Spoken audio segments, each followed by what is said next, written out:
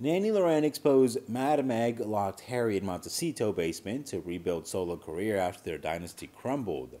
After being repeatedly blacklisted by Hollywood giants, it seems that the empire of the Sussexes has collapsed. Seeing this makes Meghan unable to bear it anymore. Royal experts are of the opinion that Meghan Markle and Prince Harry have no chance at escaping this impending collapse of their royal brand.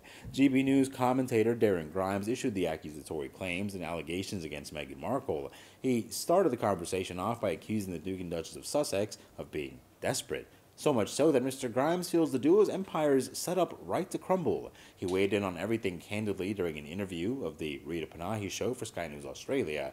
During that conversation, Mr. Grimes branded Prince Harry and Meghan Markle as a tacky and desperate couple like the Kardashians. He even went as far as to allege that the couple's empire made of sand is crumbling faster than a sandcastle in a tidal wave.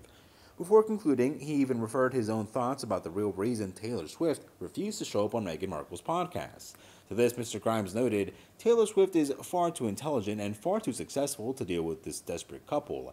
As Meghan said in typically syrupy style while promoting her Archetypes podcast last year, she and husband Harry are like salt and pepper. They always move together. And yet, as their media empire implodes with their Spotify deal axed today, it seems that these particular condiments have somehow ended up on totally opposing shelves in the pantry.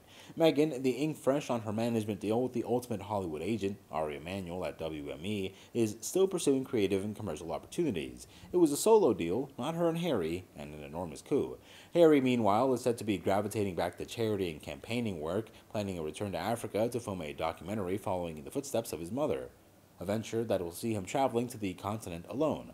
Their ambition to become a global humanitarian power couple seems, for the moment at least, to be on ice. What's expected to come next for Meghan is a string of commercial endorsements and feels meaningful to her, such as food, wellness, fashion, and therapy. I hear that there will be a book, most likely with a feminist angle. Most urgently, though, the WME team will seek to bolster, or should that be resuscitate, Meghan's rather tattered credibility in the entertainment industry after the embarrassing ending of the Sussexes' £18 million deal by mutual agreement earlier this month. So far, this negativity has focused on Meghan, with talent agent Jeremy Zimmer remarking, "Turns out Meghan Markle was not a great audio talent, or necessarily any kind of talent at all. You know, just because you're famous doesn't make you great at something."